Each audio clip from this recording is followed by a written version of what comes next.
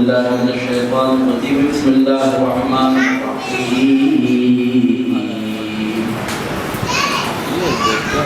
إن ربكم الله الذي خلق السماوات والأرض في 6 أيام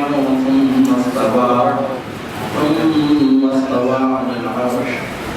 يغشي الليل النهار يطلبه حثيثا والشمس والقمر والنجوم مسخرات بأمره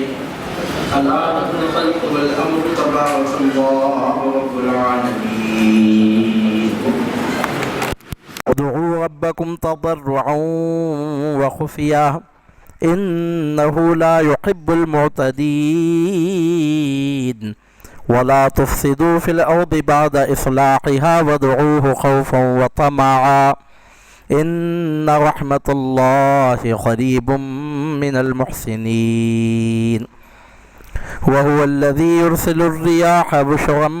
بين يدي رحمته حتى إذا أقلت سحابا ثقالا سقناه لبلد ميت فأنزلنا به الماء فأخرجنا به من كل الثمرات كذلك نخرج الموتى لعلكم تذكرون. والبلد الطيب يخرج نباته بإذن ربه والذي خبث لا يخرج إلا نكدا كذلك نصرف الآيات لقوم يشكرون. بارك الله لنا ولكم في القرآن العظيم ونفعنا وإياكم بالآيات والذكر الحكيم. إنه تعالى جواد كريم ملك بر رؤوف رحيم ورب حليم. نحمد الله تعالى ونصلي على رسوله الكريم وعلى آله الطيبين وأصحابه الأكرمين أجمعين. نشهد أن لا إله إلا الله وحده لا شريك له ونشهد أن سيدنا ومولانا محمدا عبده ورسوله. أما بعد فقد قال الله تبارك وتعالى في عظمة رسوله وشرف حبيبه فأعوذ بالله من الشيطان الرجيم. بسم الله الرحمن الرحيم. إن الله وملائكته يصلون على النبي يا أيها الذين آمنوا صلوا عليه وسلموا تسليما. اللهم صل وسلم وزد وبارك على حبيبك ونبيك سيدنا ونبينا وشفيعنا وحبيبنا ومولانا محمد وعلى آلہ واصحابہ اجمعین. اس آستاں پہ دیکھیے خلقت خدا کی ہے، ان عاشقوں کے حال پہ رحمت خدا کی ہے. ہر قدم پہ ہوتی ہے ہم سے خطا ضرور، لیکن حضور آپ کی عادت عطا کی ہے. جو مانگنا ہے مانگ لے مل جائے گا تجھے، یہ ساری کائنات میرے مصطفیٰ کی ہے. صلی اللہ علیہ وعلی آلہ واصحابہ وبارک وسلم تسلیما کثیرا. معزز برادران ملت اسلامیہ، اللہ رب العزت کے فضل و کرم سے، اس کے حسن توفیق سے سلسلہ وار ہفتہ وار درس تفسیر قرآن مجید کے ضمن میں منعقد ہونے والی آج کی یہ نشست نمبر 95 ہے، نشست نمبر 95 ہے، جس میں آپ ہم جمع ہوئے ہیں. اور ابھی آپ کے سامنے سورہ اعراف کا رکوع نمبر 7 مکمل تلاوت کرنے کی سعادت حاصل کی گئی ہے. آپ نے سماعت کی سعادت حاصل کی ہے. قبل اس کے کہ تفسیری وضاحت پیش کی جائے، ترجمہ سماعت فرمائیں. اللہ رب العزت ارشاد فرماتا ہے، بلا شبہ تمہارا رب اللہ ہے جس نے پیدا فرمایا آسمانوں اور زمین کو 6 دنوں میں، پھر متمکن ہوا عرش پر، ڈھانکتا ہے رات سے دن کو، درا حالے کہ طلب کرتا ہے دن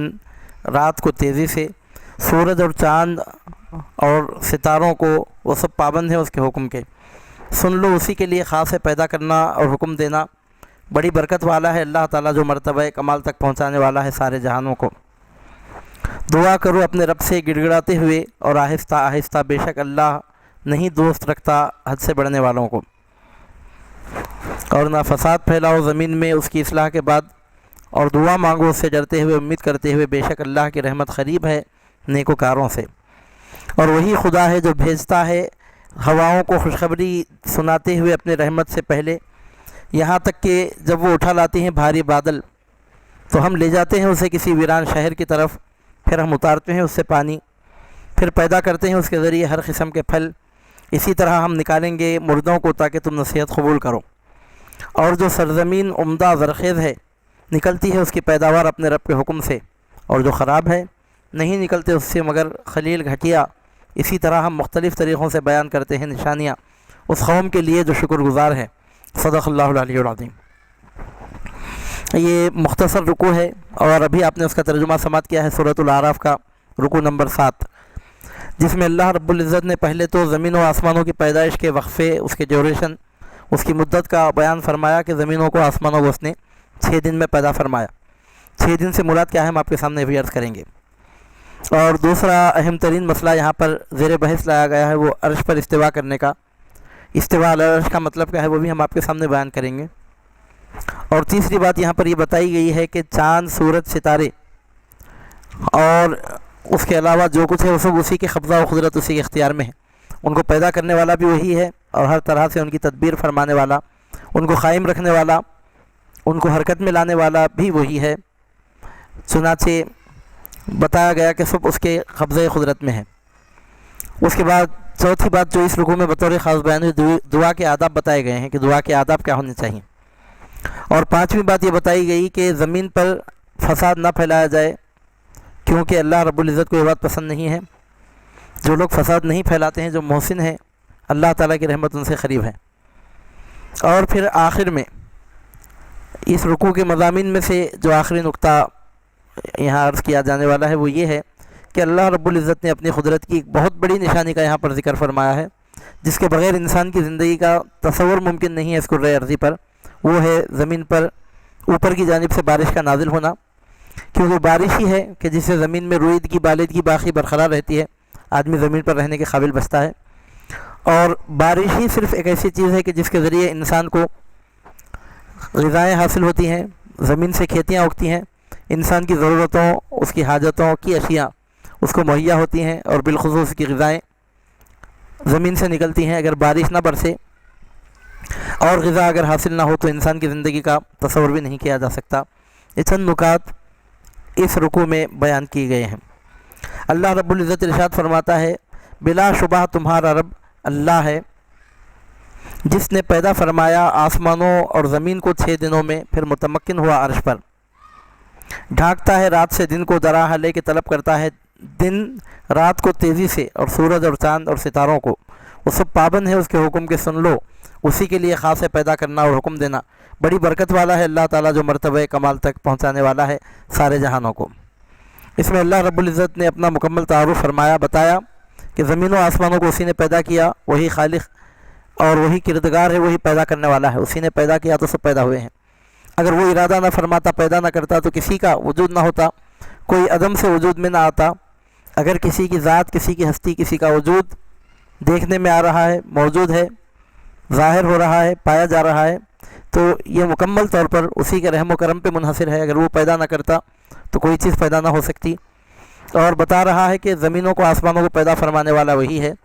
اس نے زمینوں اور آسمانوں کو 6 دنوں میں پیدا فرمایا۔ اس ضمن میں مفسرین نے کئی قسم کی روایتیں بیان فرمائی ہیں، لیکن سوال یہ پیدا ہوتا ہے کہ یہاں 6 دن کی جو بات کی جا رہی ہے وہ کس اعتبار سے ہے؟ کیونکہ دن بنتا ہے سورج کے طلوع ہونے سے، دن شروع ہوتا ہے، غروب ہونے پر ختم ہوتا ہے۔ دن کا مطلب ہے سورج کے طلوع ہونے کے بعد کا وقت اور سورج کے غروب ہونے سے پہلے تک کا وقت، جیسا کہ دن میں روزہ رکھنا فرض ہوتا ہے رمضان المبارک میں۔ یہ کام آپ دن میں کیجئے، یہ کام رات میں مت کیجئے، دن میں کیجئے، تو اس کا مطلب یہ ہوتا ہے کہ سورج نکلنے کے بعد آپ یہ کام کیجئے اور سورج غروب ہونے سے پہلے یہ کام کیجئے۔ اگر کسی سے کہا گیا کہ یہ کام آپ دن میں کیجئے اور سورج نکلنے سے پہلے اگر وہ کام انجام دیتا ہے تو وہ دن میں کرنا نہیں سمجھا جائے گا۔ آپ نے کسی سے کہا کہ کام دن میں کیجئے اور سورج غروب ہو جانے کے بعد وہ کام کر رہا ہے تو یہ سمجھا جائے گا کہ وہ کام دن میں ہو رہا ہے۔ تو یوم کا جو اطلاق ہوتا ہے، دن کا جو اطلاق ہوتا ہے، یہ الگ بات ہے کہ طبعاً رات اور دن کو ملا کر پورے 24 گھنٹے کا ایک دن قرار پایا جاتا ہے، وہ دوسرے اعتبار سے ہے، دن اور اس سے متصل رات کو ملا کر۔ لیکن جو دن مطلق جو کہا جاتا ہے وہ طلوع آفتاب سے لے کر غروب آفتاب تک کا وقت ہے۔ سورج نکلتا ہے تو دن شروع ہوتا ہے، سورج غروب ہوتا ہے تو دن ختم ہو جاتا ہے۔ اب یہاں 6 دنوں میں زمین و آسمانوں کو پیدا کرنے کی بات کی جا رہی ہے۔ یہ اس وقت کی بات ہے کہ نہ سورج تھا، نہ زمین تھی، نہ آسمان، نہ سورج زمین پر نکلتا تھا، نہ غروب ہوتا تھا۔ تو اس وقت دن کا اندازہ کس طور پر مقرر کیا گیا ہے سورج کے نکلنے سے لے کر غروب ہونے تک کا دن ہے، جبکہ سورج ہی موجود نہیں تھا، ابھی سورج پیدا ہی نہیں ہوا تھا، تو اس کو دن کس اعتبار سے کہا جائے؟ اس ضمن میں مفسرین فرماتے ہیں کہ یہاں دن سے مراد وہ دن نہیں ہے جو اس کو ہم دن سمجھتے ہیں، جو دن 10 گھنٹے 12 گھنٹے 8 گھنٹے کا جو دن ہوتا ہے وہ مراد نہیں ہے، بلکہ یہاں پر مطلق وقت مراد ہے۔ امام راغب اصفہانی رحمۃ اللہ علیہ نے مفردات القرآن میں بھی یہی بات ارشاد فرمائی ہے کہ اليوم يعبر به عن وقت طلوع الشمس الى غروبها وقد يعبر عن مدة من الزمان اے مدتن کانت۔ اصل میں تو دن کہتے ہیں سورج کے طلوع سے لے کر غروب کے وقت تک کو، لیکن ایک دوسرے اعتبار سے مطلق وقت کو، مطلق ایک مدت کو، ایک ڈیوریشن کو، ایک وقفے کو،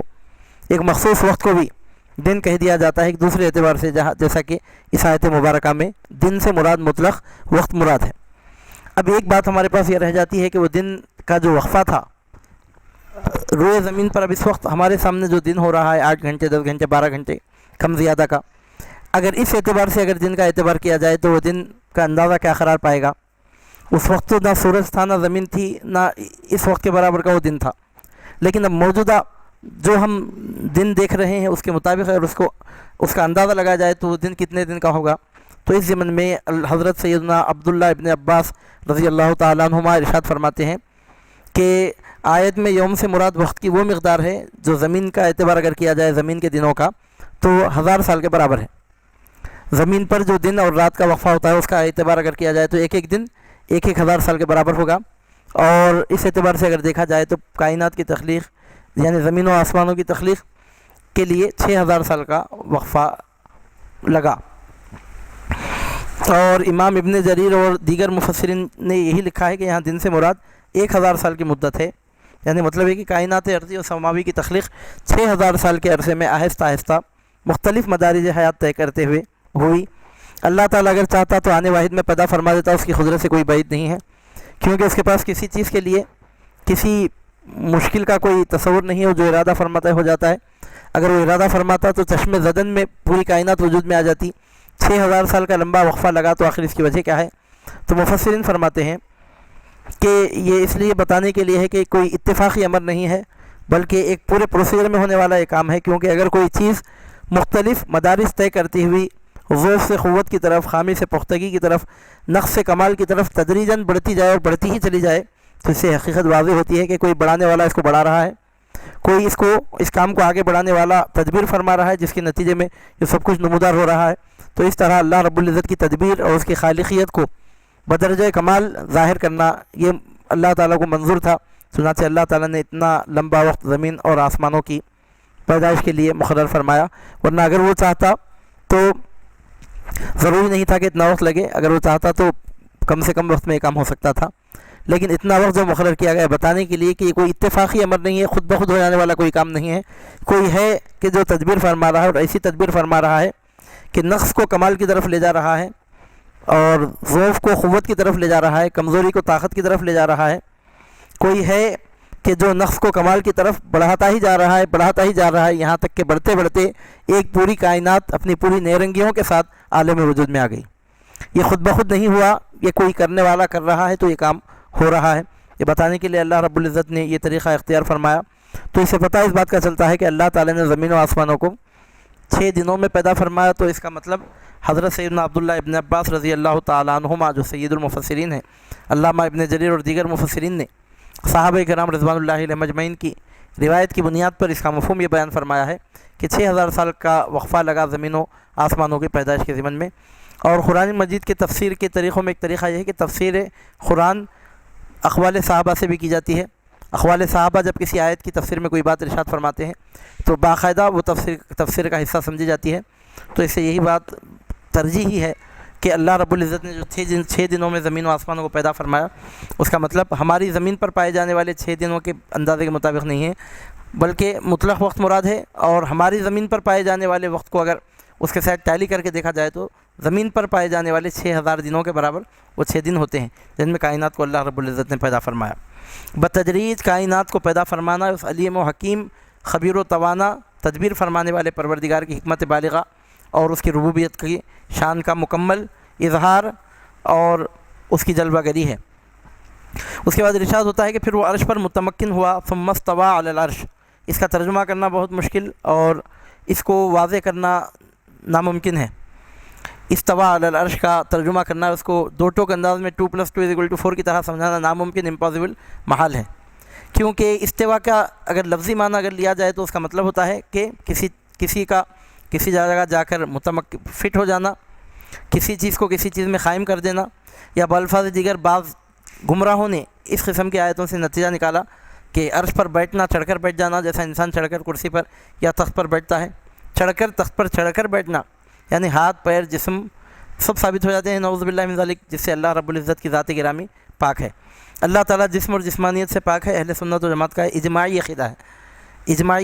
عقیدہ ہے، متفق ہیں اس بات پر تمام اکابرین اہل سنت کہ پروردگار عالم جسم سے جسمانیت سے پاک ہے۔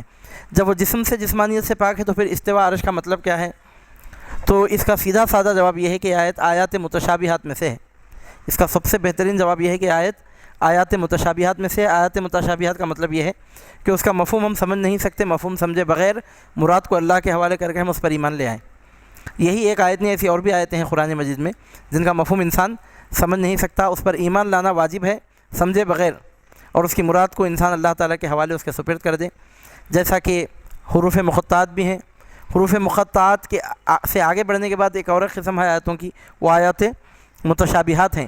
آیات متشابہات کا مطلب یہ ہے کہ وہ آیتیں ایسی ہیں کہ انسان ان کے مفہوم کو، ان کی مراد کو پا نہیں سکتا، بغیر سمجھ نہیں سکتا، سمجھے بغیر ایمان لانے کا حکم دیا گیا ہے۔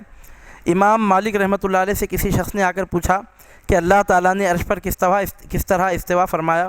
تو آپ نے کچھ دیر توقف فرمایا، اس کے بعد ارشاد فرمایا الاستواء معلوم والکیف غیر معقول والایمان به واجب والسؤال عنہ بدعۃ۔ امام مالک فرماتے ہیں کہ ہم کو یہ معلوم ہے کہ اللہ تعالیٰ نے عرش پر استوا فرمایا، ہم مانتے ہیں اس بات کو، لیکن کس طرح استوا فرمایا کیفیت ہم کو معلوم نہیں ہے۔ یہ معلوم ہے کہ اس نے استوا فرمایا، وہ استوا کس طرح فرمایا ہم کو معلوم ہی نہیں ہے، تو ہم دوسروں کو کیا بتا سکتے ہیں؟ جو بات ہم کو خود نہیں معلوم، وہ کس کیفیت کا ہم کو خود پتہ نہیں ہے، تو ہم کسی اور کو کیا سمجھا سکتے ہیں؟ والکیف غیر معقول، وہ کیفیت انسان سمجھ بھی نہیں سکتا، اور فرمایا کہ اس پر ایمان لانا واجب ہے، اور اس تعلق سے سوال کرنا بدعت ہے، یعنی بغیر سمجھے ایمان لانا ضروری ہے۔ امام مالک رحمۃ اللہ علیہ کا ارشاد گرامی قول فیصل کی حیثیت رکھتا ہے۔ اس ضمن میں یہ آیت چند مرتبہ قرآن مجید میں آئی ہے، اور اس آیت کو آیات متشابہات میں سے ماننا چاہیے، جیسا کہ امام مالک نے فرمایا کہ اس کے بارے میں سوال کرنا بدعت ہے، یعنی سمجھنے کی کوشش نہیں کرنا چاہیے،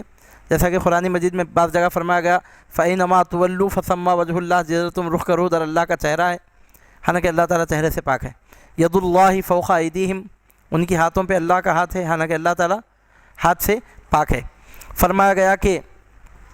قل انما انا بشر مثلکم، اے نبی آپ کہہ دیجئے کہ اے لوگوں میں تمہارے طرح ایک بشر ہوں، حالانکہ ہرگز حضور نبی کریم صلی اللہ علیہ وسلم ہماری طرح بشر نہیں ہیں۔ یا یہاں پر فرمایا جا رہا ہے کہ ثم استوى علی العرش، وہ عرش پر متمکن ہو گیا، حالانکہ وہ جسم سے جسمانیت سے پاک ہے۔ ایسی چند آیتیں قرآن مجید میں پائی جاتی ہیں جن کو آیات متشابہات کہا جاتا ہے، جن کا ترجمہ ہو سکتا ہے، ترجمانی نہیں ہو سکتی، بغیر سمجھے ایمان لانا واجب ہے۔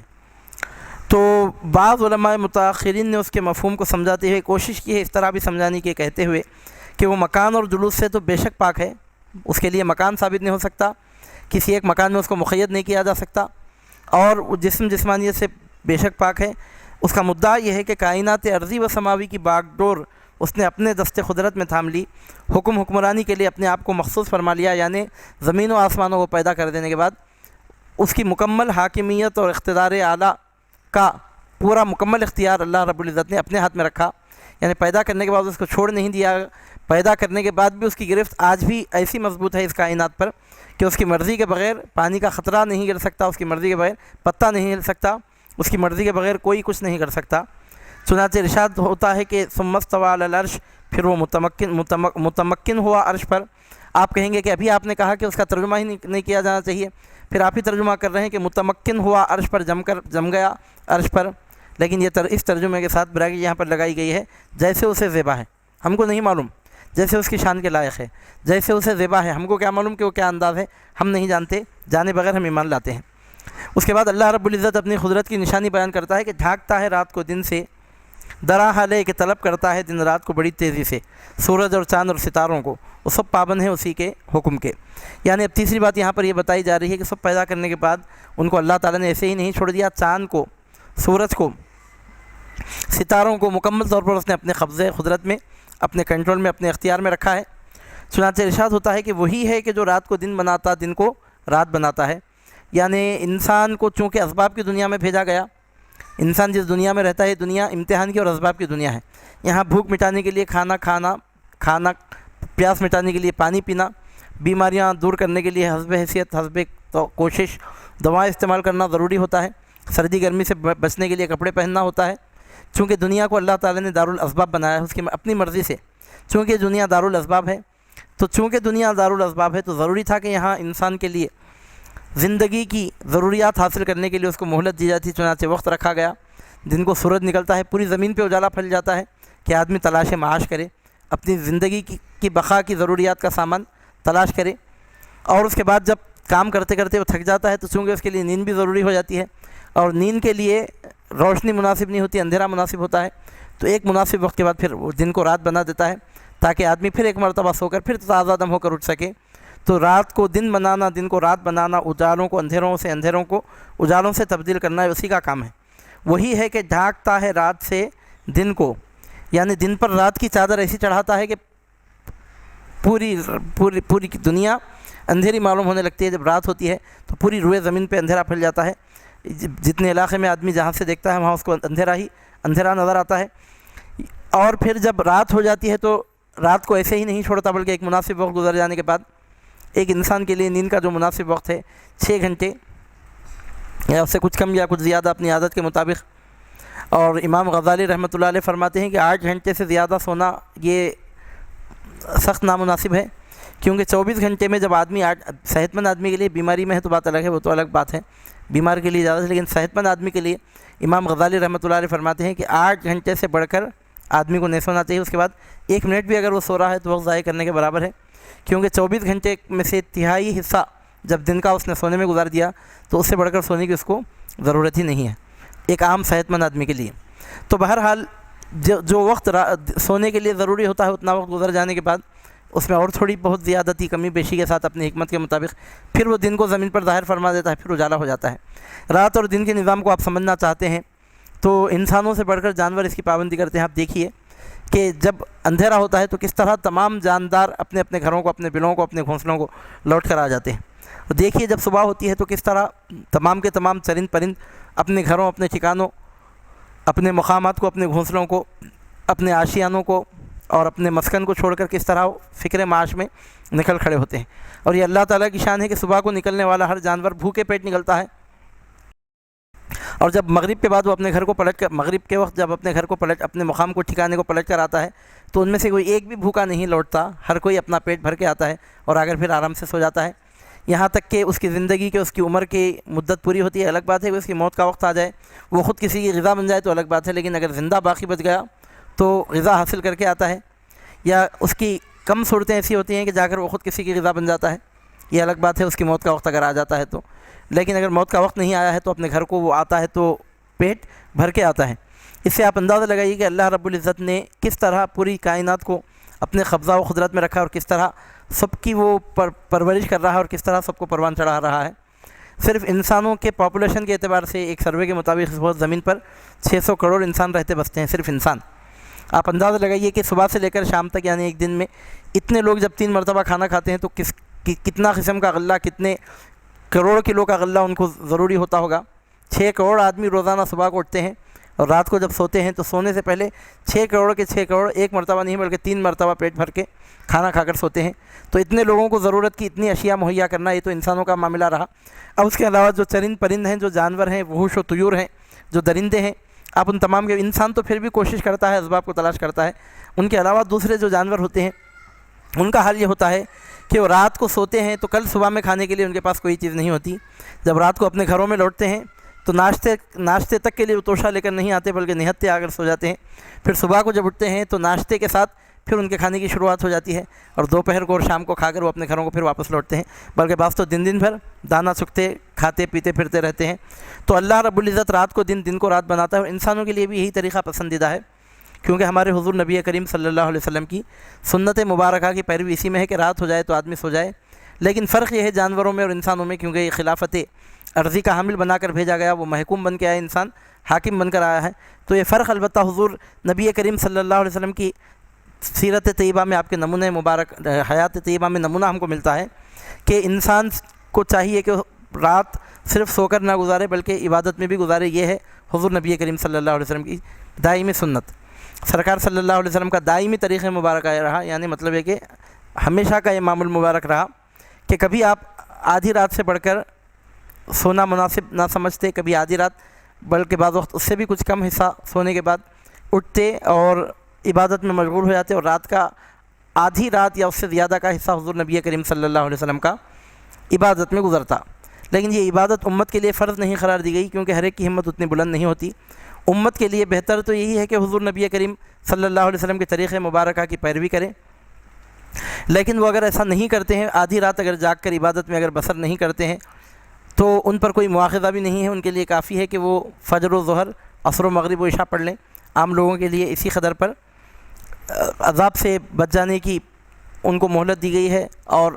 رات کی نماز کو ان پر فرض قرار نہیں دیا گیا۔ لیکن جو حضور نبی کریم صلی اللہ علیہ وسلم کی کامل اتباع کرنے والے ہوتے ہیں، ان کے لیے رات صرف سونے کے لیے نہیں ہوتی بلکہ نصف رات سونے کے لیے اور نصف رات عبادت کرنے کے لیے ہوتی ہے، دوسرے جانداروں سے ہٹ کر، کیونکہ خلیفہ بن کر آیا ہے، دوسرے جاندار محکوم بن کے آئیں گے، حاکم بن کر آیا ہے زمین پر، تمام چیزوں سے یہ فائدہ اٹھانے والا ہے۔ تو بہرحال ایک مخصوص اندازے کے مطابق دن کو رات سے بدلنا، رات کو دن سے بدلنا، اور اس طرح پابندی کے ساتھ یہ نظام چلانا کہ جب دن ہو تو پھر لازماً اس کے بعد رات بھی ہو جائے، اور جب رات ہو تو پھر اس کے بعد لازماً دن بھی ہو جائے، یہ سلسلہ برابر ایک مخصوص اندازے کے مطابق چلتا رہے۔ یہ اللہ رب العزت کی قدرت بالغہ، اس کی حکمت کاملہ کا مکمل ترین ظہور ہے، جس کو روزانہ ہر انسان اپنی آنکھوں سے دیکھ رہا ہے۔ ہر دن یہ بات دیکھنے میں آتی ہے کہ دن کے بعد رات آتی ہے، اور ہر رات یہ بات دیکھنے میں آتی ہے کہ رات کے بعد دن ہوتا ہے۔ تو اللہ رب العزت اپنی قدرت، اپنی شان، اپنی عظمت بیان فرماتا ہے، اپنے اختیار کا اظہار فرماتا ہے کہ وہ ڈھانکتا ہے رات سے دن کو، درا حالے کے طلب کرتا ہے دن رات کو تیزی سے۔ اللہ تعالیٰ فرماتا ہے کہ وہ دن کو ڈھانک دیتا ہے رات سے، یعنی مطلب ہے کہ دن کو رات بنا دیتا ہے، اور دن کا حال یہ ہوتا ہے کہ وہ بڑی تیزی سے رات کو طلب کرتا ہے۔ رات کو طلب کرتا ہے مطلب دن رات کی طرف بڑھتا جاتا ہے۔ کس طرح بڑھتا ہے؟ جب شروع ہوتا ہے تو کچھ مدت کے بعد اپنے مرتبہ کمال پہ پہنچ جاتا ہے، جب مرتبہ کمال پہ پہنچ جاتا ہے تو پھر فوراً زوال کی طرف آمادہ ہونے لگتا ہے، اور جب زوال کی طرف آمادہ ہو جاتا ہے تو پھر غروب کی طرف بڑھنے لگتا ہے، پروسیجر رکتا نہیں۔ آپ دیکھیں سورج جیسے چڑھا تو چڑھتا ہی جا رہا ہے، چڑھتا ہی جا رہا ہے۔ جب درمیان میں آ گیا تو ایسا کبھی نہیں ہوتا کہ وہ 4-6 گھنٹے 8-10 گھنٹے 1-2 دن کے لیے وہیں پر رک گیا، بلکہ درمیان میں آنے کا جو وقت ہے، چند منٹ کا ڈیوریشن مکمل کرنے کے بعد پھر وہ ڈھلنے لگ جاتا ہے، یہاں تک کہ ڈھلنے لگتا ہے تو ڈھلتا ہی جاتا ہے مسلسل۔ عصر کے وقت آپ دیکھتے ہیں تو غروب کے بالکل قریب معلوم ہوتا ہے، اور یہاں تک کہ غروب ہو جاتا ہے تو پھر مغرب کی نماز پڑھی جاتی ہے۔ تو رات کو دن، دن کو رات بنانے والا، چاند سورج ستاروں سیاروں کو اس طرح اپنے حکم کی پابندی میں رکھنے والا، ان پر اس طرح قبضہ و اختیار رکھنے والا، اپنے حکم کا پابند بنا کر رکھنے والا، وہ اللہ رب العزت ہے، جس نے زمین و آسمانوں کو 6 دنوں میں پیدا فرمایا، پھر اپنے شان کے مطابق عرش پر استوا فرمایا۔ وہی ہے کہ ڈھانکتا ہے رات سے دن کو، دراہ لے کے طلب کرتا ہے دن رات کو تیزی سے، اور پیدا فرمایا سورج اور چاند اور ستاروں کو، وہ سب پابند ہیں اس کے حکم کے، سن لو اسی کے لیے خاص ہے پیدا کرنا اور حکم دینا۔ اللہ رب العزت فرماتا ہے کہ پیدا کرنے والا بھی وہی ہے اور حکم دینے والا حاکم اعلیٰ بھی وہی ہے۔ فلسفیوں میں 3 قسم کے مختلف گمراہ فلسفے پیش کیے گئے ہیں انسانوں میں۔ ایک گمراہ فلسفہ یہ ہے کہ کائنات کو کوئی پیدا کرنے والا ہی نہیں ہے، کائنات خود بہت پیدا ہو گئی۔ حالانکہ یہ بات ناممکن ہے۔ ہم دیکھتے ہیں ایک چائے اس وقت تک نہیں بن سکتی جب تک کہ بنانے والا وہاں سامنے موجود نہ ہو، جب تک کہ دودھ کو پتی سے، پتی کو شکر سے مناسب مقدار میں وہ نہ ملائے، اور جتنی دیر اس کو پکانا ہے اتنی دیر سے پہلے اگر وہ چائے چھان لے تو چائے کامل حالت میں نہیں ہوتی، اور جتنی دیر اس کے لیے پکنا ہے اس کے بعد اگر اسی طرح چھوڑ جائے تو اس کو داغ لگ جاتا ہے اور وہ پینے کے قابل نہیں بچتی۔ جب ہم دیکھتے ہیں کہ ایک پیالی چائے بنانے کے لیے جب ضروری ہے کہ کوئی بنانے والا سامنے موجود ہو، اشیاء کو مناسب مقدار میں پیش کرے، اور ضروری ہے کہ اس کے پکنے کا پورا وقت کا صحیح اندازہ قائم کرے، جب ایک پیالی چائے جب بغیر بنانے والے کے بن نہیں سکتی تو پوری کائنات، 7 زمینیں، 7 آسمان، کروڑوں قسم کی مخلوقات، 18,000 عالم اس طرح کس طرح وجود میں آ سکتے ہیں کہ کوئی ان کو وجود میں لانے والا ہی نہ ہو۔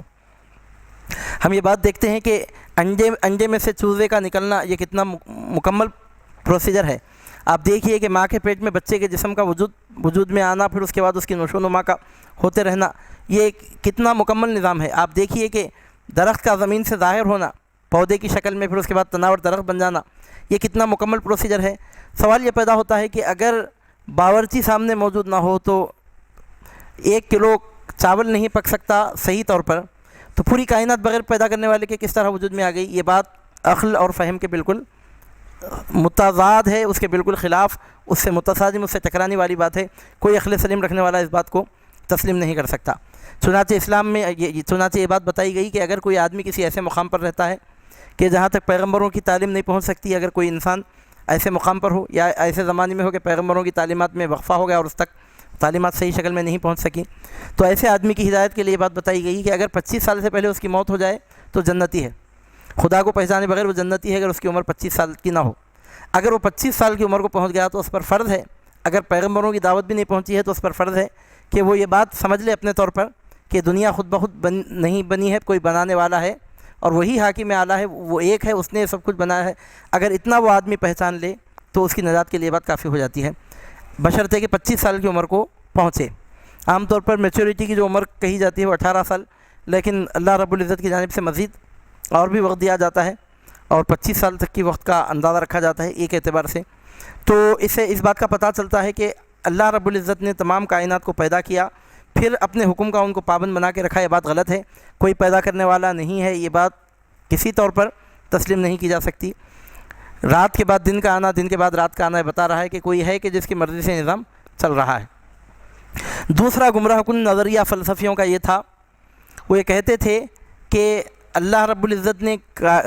کسی پیدا کرنے والے نے ان کو پیدا کیا ہے لیکن مادہ قدیم ہے۔ یہ بات بھی بالکل غلط ہے۔ مادہ قدیم ہے کا مطلب یہ ہے کہ کائنات ہمیشہ سے ہے اور ہمیشہ رہے گی، نہ کسی نے پیدا کیا نہ کوئی اس کو ختم کرے گا، یہ بات بھی بالکل غلط بات ہے۔ اور موجودہ زمانے میں تو سائنٹیفک بنیادوں پر یہ بات ثابت ہو چکی ہے کہ کائنات پہلے موجود نہیں تھی، بعد میں وجود میں آئی ہے۔ یہ بات سائنٹیفک اصولوں سے بھی اب ثابت ہو چکی ہے آج کے زمانے میں۔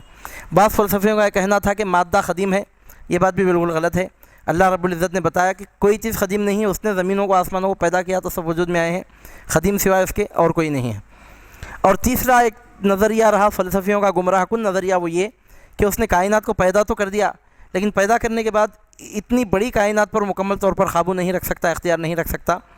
چنانچہ وہ گوشے عزلت میں چلا گیا، ہر چیز سے بے خبر بے اختیار ہو کر بیٹھ گیا، نعوذ باللہ من ذالک۔ تو یہ بات بھی بالکل غلط ہے۔ قرآن نے اعلان کیا کہ خالق بھی وہی ہے، حاکم بھی وہی ہے، اسی کے اذن سے کوئی چیز نیز سے ہست ہوتی ہے اور اس کے حکم کے بغیر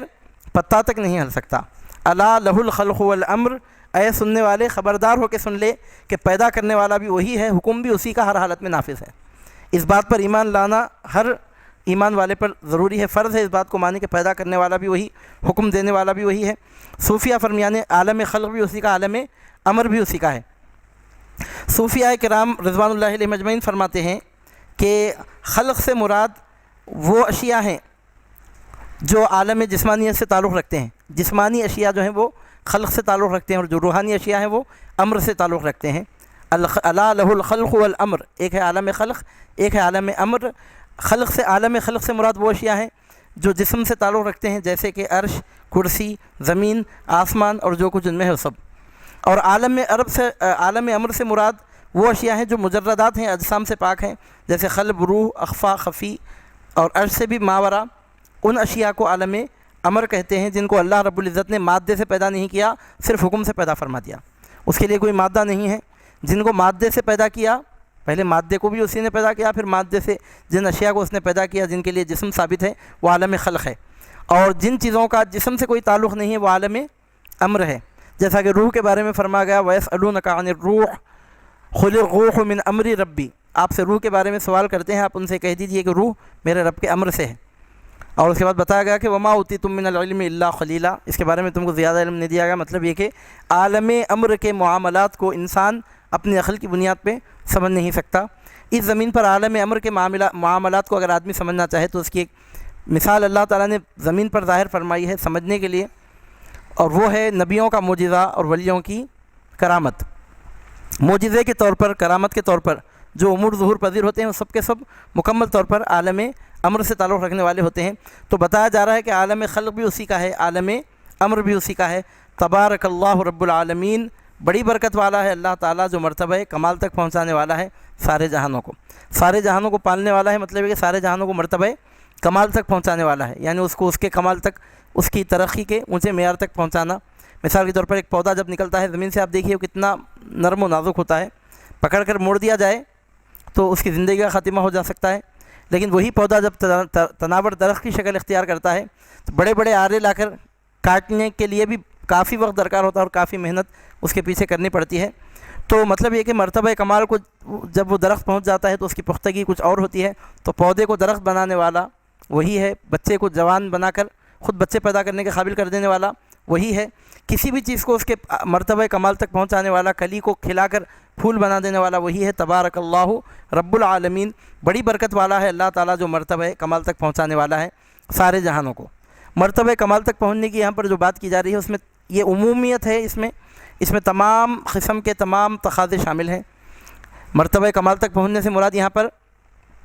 جتنی قسمیں ہو سکتی ہیں وہ سب اس میں شامل ہوتی ہیں۔ ایک اس کی ظاہری قسم ہے، ایک باطنی قسم ہے۔ ظاہری قسم یہ ہے کہ آدمی کو کھانے پینے کی چیزیں ملتی رہیں، اس کے جسم کی نشو و نما ہوتی رہے یہاں تک کہ وہ جوان ہو جائے، اور اس کا باطنی تقاضا یہ ہے کہ اس کی ہدایت کا سامان اس کے لیے مہیا کیا جائے یہاں تک کہ اس کی روحانی ترقی ہو جائے، وہ اپنے خالق اپنے مالک کے عرفان میں کامل ہو جائے، وہ سب اس میں شامل ہیں۔ اس نے جہاں عالم خلق کا اہتمام کیا وہیں عالم امر کا بھی اہتمام کیا۔ عالم امر کا اہتمام کرنے کے لیے پیغمبروں کو بھیجا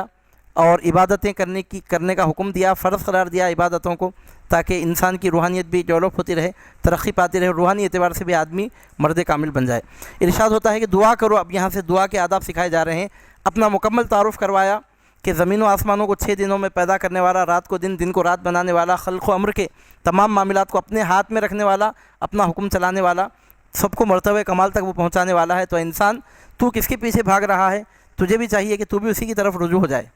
چنانچہ ارشاد ہو رہا ہے کہ دعا کرو اپنے رب سے گڑ گڑاتے ہوئے اور آہستہ آہستہ، بے شک اللہ تعالیٰ نہیں دوست رکھتا حد سے بڑھنے والوں کو۔ اس میں انسان کو دعا کے آداب سکھائے جا رہے ہیں۔ پہلی بات تو اس میں دعا کرنے کا حکم ہے۔ دعا کو مومن کا ہتھیار قرار دیا گیا۔ مثال کے طور پر آپ دیکھیے، آدمی بیمار ہوتا ہے، کوئی دوا وہ استعمال کرتا ہے تو اس کی بیماری دور ہوتی ہے، اس کو آدمی عقل سے سمجھ سکتا ہے، لیکن ایک آدمی بیمار ہوتا ہے اور دعا کرتا ہے اس کی بیماری دور ہو جاتی ہے، بات عقل سے سمجھ میں نہیں آتی، اور یہی ایمان بالغیب سے تعلق رکھنے والی بات ہے۔ اور ہمارے حضور نبی کریم صلی اللہ علیہ وسلم کی سنت مبارکہ میں ہمارے لیے جو نمونہ ہے پیروی کرنے کے لیے وہ یہ ہے کہ آدمی بیمار ہو جائے تو دوا بھی کرے، دعا بھی کرے۔ چونکہ عالم اسباب میں ہے تو اسباب کو بھی کام میں لائے، لیکن یاد رکھے کہ اسباب ہی سب کچھ نہیں ہے، چنانچہ مسبب الاسباب کی طرف باقاعدہ طور پر رجوع بھی کرے۔ دوا کرنا بھی سنت اور دعا کرنا بھی سنت ہے۔ اگر کوئی آدمی بیمار ہو تو اس کے لیے سنت ہے کہ وہ دوا کھائے، اور اس کے لیے سنت ہے کہ وہ دعا بھی کرے۔ چنانچہ ارشاد ہوتا ہے دعا کرو اپنے رب سے گڑ گڑاتے ہوئے۔ تو دعا کرنے کا یہ مطلب نہیں کہ آدمی عالم اسباب سے منہ موڑ کر دعا کرے، یعنی مطلب یہ کہ اسباب کو تلاش کیے بغیر بھوک لگ رہی ہے اور دعا کرے کہ اے اللہ میری بھوک مٹا دے، پیاس لگ رہی ہے اور دعا کرے کہ اے اللہ پانی پیے بغیر میری پیاس مٹا دے۔ یہ دعا کے آداب نہیں ہیں۔ دعا کے آداب میں یہ بات شامل ہے کہ اسباب کو تلاش کر پھر اس کے بعد دعا کی جائے، نتیجہ اللہ تعالیٰ کے سپرد کیا جائے۔ دعا کرو اپنے رب سے گڑ گڑاتے ہوئے۔ دعا کے آداب بتائے جا رہے ہیں کہ دعا کرنے میں آدمی کو نہایت عاجزی انکساری کے ساتھ، غرور تکبر سے دل کو خالی کر کے، غفلت اور کاہلی اور سستی سے دل کو پاک کر کے مکمل طور پر اس کی طرف رجوع ہو، اور نہایت عاجزی انکساری کے ساتھ گڑ گڑا کر دعا مانگے، کیونکہ گڑ گڑا کر جو دعا مانگی جاتی ہے وہ دعا قبول ہوتی ہے، اور غفلت کے ساتھ جو دعا کی جاتی ہے وہ دعا قبول نہیں ہوتی۔ دعا مانگتے وقت ہمتاً اللہ تعالیٰ کی طرف متوجہ ہو جانا، دل کو نخوت و غرور اور کبر سے پاک کرنا، کاہلی سے، غفلت سے اپنے قلب کو پاک کر کے دعا مانگنا، یہ دعا کے آداب ہیں۔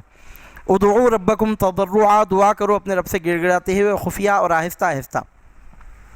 آہستہ دعا کرنے میں عجز و انکساری زیادہ ہے، اور گڑ گڑانے کا جو انداز ہوتا ہے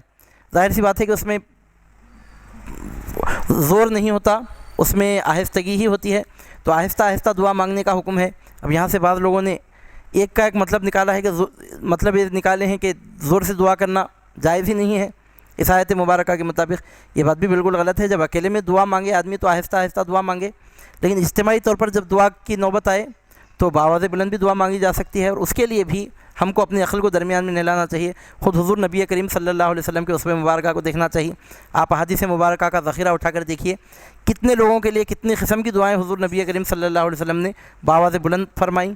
ایک آدھ مرتبہ کی بات نہیں، 12 سرکار صلی اللہ علیہ وسلم نے بآواز بلند بھی دعا فرمائی۔ تو مطلب یہ ہے کہ جہاں حکمت ہو، جہاں مصلحت ہو، جہاں موقع ہو، تو بآواز بلند دعا مانگی جا سکتی ہے۔ آج کل ایک نئی بات پیش کی جا رہی ہے کہ فرض نمازوں کے بعد بآواز بلند دعا نہیں مانگنا چاہیے، کیونکہ اللہ تعالیٰ نے قرآن میں آہستہ دعا مانگنے کا حکم دیا ہے، ادعوا ربکم تضرعا وخفیہ۔ تو عزیزان محترم، اس کے جواب میں ہم یہی کہیں گے کہ حدیث کو چھوڑ کر قرآن کو سمجھنا وہ آپ کو مبارک ہو۔ حدیث کو چھوڑ کر قرآن مجید کو سمجھنا یہ روش نہ ہم کو ہمارے بزرگوں نے سکھائی، نہ ہمارے اکابرین نے، نہ 1400 سال سے ہمارے امت کے اکابرین کا معمول رہا۔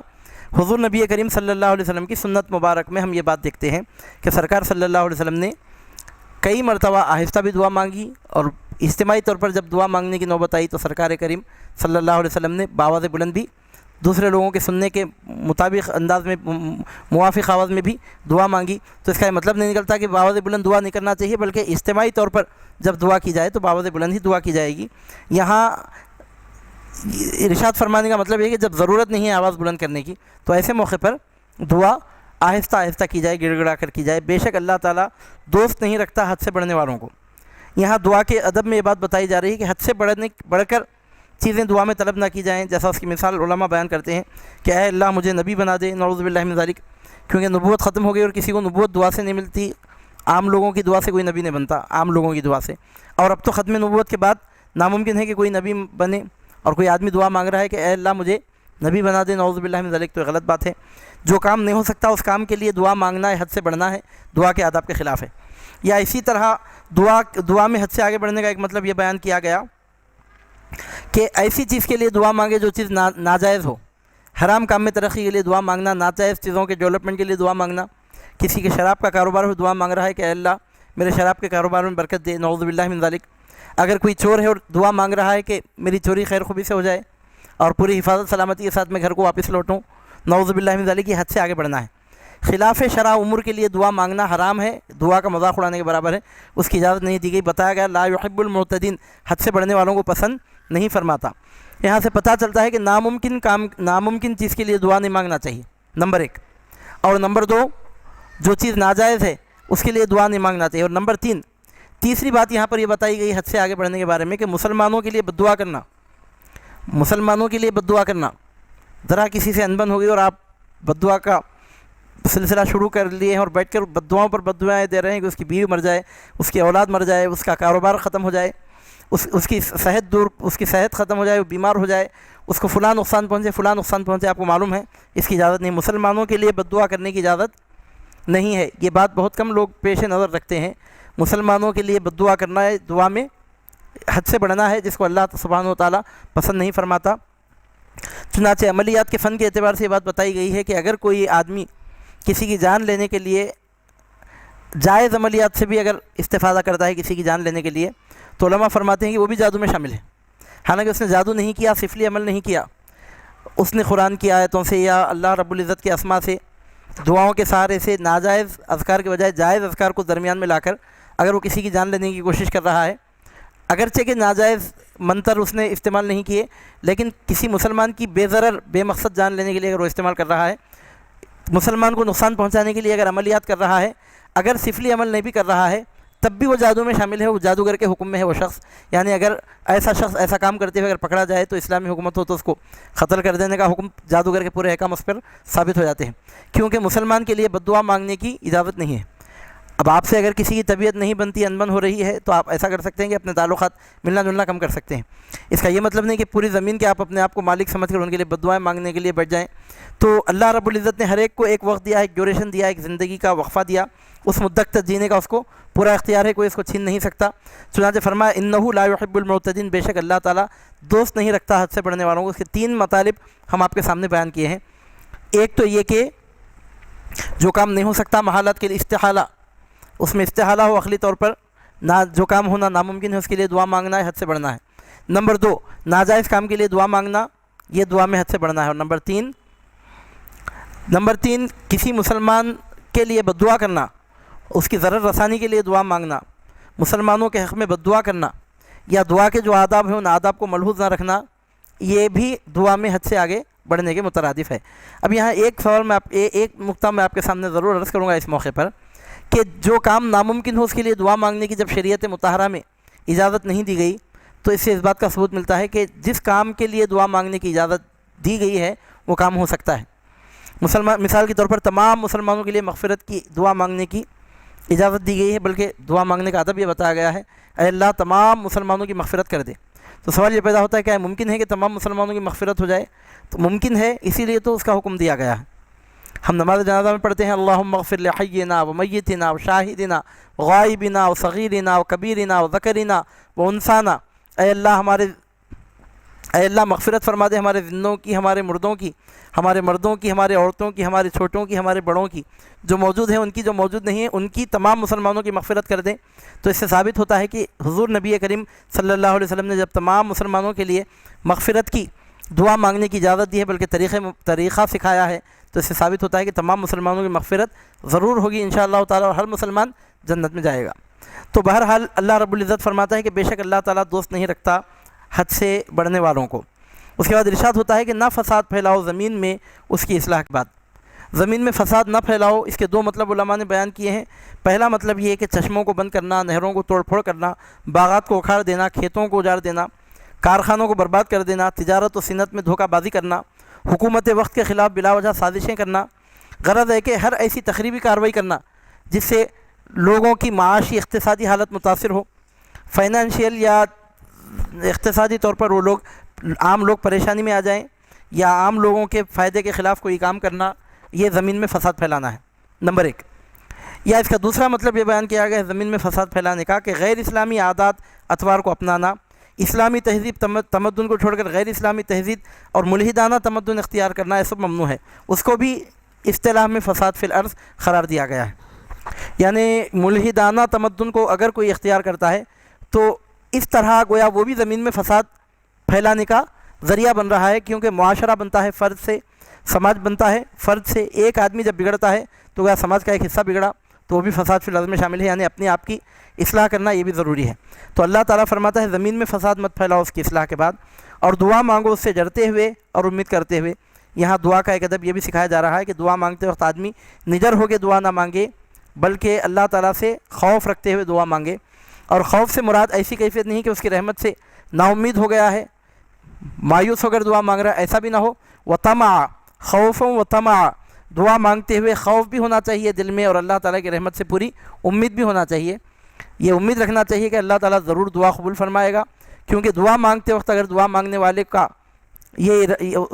اس کی اگر یہ نیت ہے، اس کے دل میں یہ بات ہے کہ میری دعا قبول نہیں ہوگی، تو دعا قبول نہیں ہوتی ہے۔ دعا مانگتے وقت ضروری ہے کہ خوف و طمع، خوف بھی ہو اللہ تعالیٰ سے، اپنے اعمال کو یاد کر کے خوف بھی رکھے، لیکن اللہ تعالیٰ کی رحمت سے پوری امید بھی رکھے۔ ارشاد ہوتا ہے کہ ان رحمت اللہ قریب من المحسنین، بے شک اللہ کی رحمت قریب ہے نیکوکاروں سے۔ اللہ تعالیٰ کی خاص رحمت اللہ تعالیٰ کے نیک بندوں سے قریب ہے۔ اس کے بعد اللہ رب العزت اپنی شان، اپنی قدرت بیان کرتے ہوئے ارشاد فرماتا ہے وہی خدا ہے جو بھیجتا ہے ہواؤں کو خوشخبری سناتے ہوئے اپنی رحمت سے پہلے، اپنی رحمت سے پہلے مطلب بارش سے پہلے، بارش آنے سے پہلے مخصوص ہوا چلنے لگتی ہے جو اس بات کا اعلان کرتی ہے کہ شاید اب بارش آنے والی ہے۔ بارش سے کچھ دیر پہلے ایک مخصوص ہوا چلنے لگتی ہے بھینی بھینی خوشبو کے ساتھ، جو گویا مخلوقات کو خوشخبری سناتی ہے کہ اب اللہ تعالیٰ کا انعام، اس کی رحمت زمین پر آنے والی ہے، بارش برسنے والی ہے۔ وہی خدا ہے جو بھیجتا ہے ہواؤں کو خوشخبری سناتے ہوئے اپنی رحمت سے پہلے، رحمت سے پہلے یعنی بارش سے پہلے۔ اس میں آپ دیکھیے کہ اللہ تعالیٰ نے بارش کو اپنی رحمت قرار دیا ہے، اللہ تعالیٰ کی رحمت ہے بارش، یہاں تک کہ جب وہ اٹھا لاتی ہیں بھاری بادل، یعنی ہوائیں کیا کرتی ہیں پہلے بادلوں کو ڈھکیل کر لاتی ہیں، جب بادل ہوا کے دوش پر سوار ہو کر جہاں بارش کو برسنے کا حکم ہے وہاں تک آ جاتے ہیں، تو اللہ تعالیٰ فرماتا ہے کہ ہم لے جاتے ہیں اسے ویران شہر کی طرف، پھر ہم اتارتے ہیں اس سے پانی، پھر پیدا کرتے ہیں اس کے ذریعے ہر قسم کے پھل، اسی طرح ہم نکالیں گے مردوں کو تاکہ تم نصیحت قبول کرو۔ اللہ تعالیٰ فرماتا ہے کہ پہلے ٹھنڈی ٹھنڈی مخصوص بھینی بھینی ہواؤں کا چلنا، پھر ان ہواؤں کے دوش پر سوار ہو کر بارش کا، بادل کا آنا، بستیوں آبادیوں ویرانیوں میں بادل کا برسنا، پھر اس پانی کے ذریعے سے زمین سے غلے اور اناج کا اگنا۔ ان تمام قدرت کے کمالات کو ظاہر کر کے اللہ تعالیٰ فرماتا ہے جس طرح وہ پروردگار مردہ زمین کو زندہ کر کے زمین میں سے فساد پیدا کر رہا ہے، زمین میں سے غلہ پیدا کر رہا ہے، اناج پیدا کر رہا ہے، یا آپ یوں سمجھیے کہ اگر خاص طور پر کوئی غلہ وغیرہ اگر بویا نہیں گیا تو کم از کم گھاس زمین پہ پیدا ہو رہی ہے بارشوں کے برسنے کے بعد، تو جو پروردگار مردہ زمین کو ہریالی بخش کے اس کو تازہ زندگی عطا فرمانے والا ہے، وہی پروردگار مردوں کو بھی قیامت کے دن زندہ کرے گا۔ اگر تم کو یہ دیکھ کر حیرت نہیں ہوتی کہ سوکھی ہوئی زمین پر ہریالی ہی ہریالی نظر آ رہی ہے، تو اس بات پر بھی تم کو کوئی شک نہیں کرنا چاہیے۔ اگر تمام کے تمام مردے اس کا حکم پا کر خاک جھٹکتے ہوئے اگر اپنی قبروں سے اٹھ کر کھڑے ہو جائیں، تب بھی تم کو کچھ شک نہیں کرنا چاہیے، کیونکہ پروردگار جب مردہ زمین کو زندگی عطا کر سکتا ہے تو مردہ انسانوں کو بھی وہ زندہ کر سکتا ہے۔ مرنے کے بعد دوبارہ زندہ کرنا اس کی شان سے کوئی بعید نہیں ہے۔ اس کے بعد ارشاد ہوتا ہے کہ جو چیز تاکہ تم نصیحت قبول کرو، اسی طرح ہم نکالیں گے مردوں کو تاکہ تم نصیحت قبول کرو، اور جو سرزمین عمدہ زرخیز ہے، کثرت سے نکلتی ہے اس کی پیداوار اپنے رب کے حکم سے، اور جو خراب ہے نہیں نکلتی ہے اس سے پیداوار مگر خلیل گھٹیا، اسی طرح ہم مختلف طریقوں سے بیان کرتے ہیں اپنی نشانیاں اس قوم کے لیے جو شکر گزار ہے۔ اللہ تعالیٰ فرماتا ہے کہ زمین ایک قسم کی نہیں ہوتی، بارش تو تمام زمین پہ برستی ہے لیکن زمین کے مختلف حصوں پر مختلف کیفیتیں دیکھنے میں آتی ہیں۔ بعض حصے زرخیز ہوتے ہیں جو بارش سے پورا فائدہ اٹھاتے ہیں، جس میں سے کھیتیاں، غلے اگتے ہیں، درخت اگتے ہیں، لیکن اسی زمین کے بعض حصے ایسے ہوتے ہیں بارش برسنے کے باوجود یا تو اس میں سے غلہ اگتا ہی نہیں ہے یا خراب اور معمولی غلہ نکلتا ہے۔ تو اللہ تعالیٰ فرماتا ہے کہ جس طرح بارشوں کے برسنے کا فائدہ تمام زمین کو یکساں نہیں پہنچتا، کچھ حصہ زمین کا خوب فائدہ حاصل کرتا ہے، کچھ حصہ فائدہ حاصل نہیں کر سکتا، یہی معاملہ انسانوں کی ہدایتوں کا بھی ہے کہ جب پیغمبر آتے ہیں اللہ کے احکام زمین پر اللہ کے بندوں تک پہنچاتے ہیں تو کچھ اللہ کے بندے زرخیز زمین کی طرح ہوتے ہیں جو ان سے خوب فائدہ اٹھاتے ہیں اور ان کی خوب روحانی ترقیاں ہوتی ہیں، کچھ اللہ کے ایسے نافرمان ہوتے ہیں کہ جو خراب زمین کے مانند ہوتے ہیں، پیغمبروں کی تعلیمات سے، ان کے احکام سے مکمل طور پر فائدہ نہیں اٹھاتے۔ کوئی تو وہ ہے جو مکمل محروم ہو کے ابو جہل کی طرح کافر بن کے جہنم میں جاتا ہے، کوئی کسی کا دل ایسا زرخیز ہوتا ہے کہ جو رحمت مصطفیٰ صلی اللہ علیہ وسلم کی بارشوں سے ایسا فائدہ اٹھاتا ہے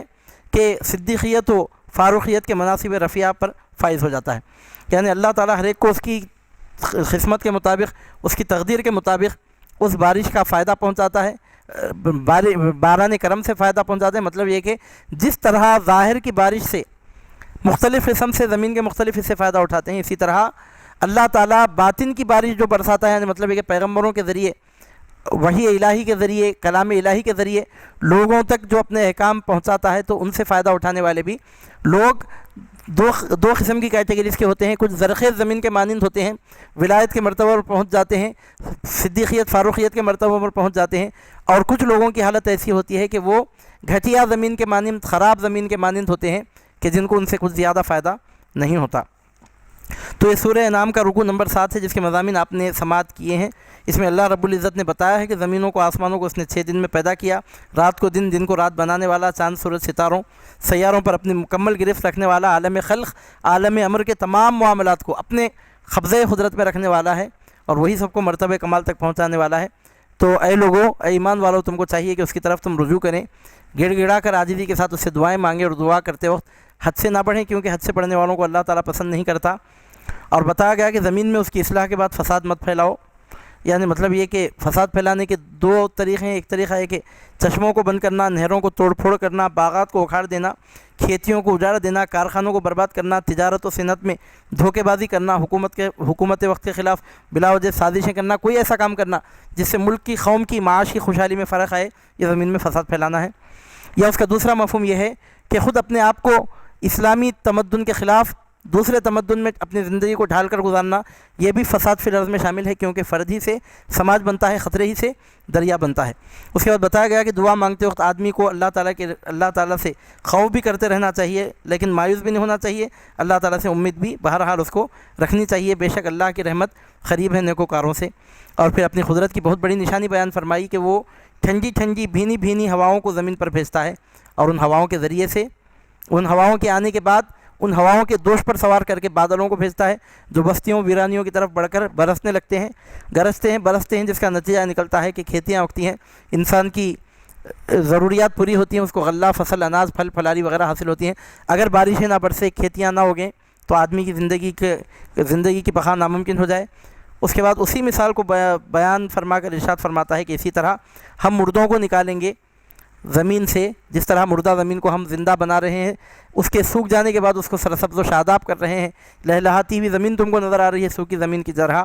جگہ، اسی طرح ہم مرے ہوئے لوگوں کو دوبارہ زندہ فرمائیں گے۔ اور بارش کی جب مثال نکلی ہے تو اسی مثال میں انسانوں کی بھی مناسبت کا بیان ہے. جس طرح بارش برستی ہے تو زمین کے کچھ حصوں کو خوب فائدہ پہنچتا ہے، کچھ حصوں کو بہت معمولی فائدہ پہنچتا ہے. تو یہ مثال ہے، اسے سمجھنا چاہیے کہ اسی طرح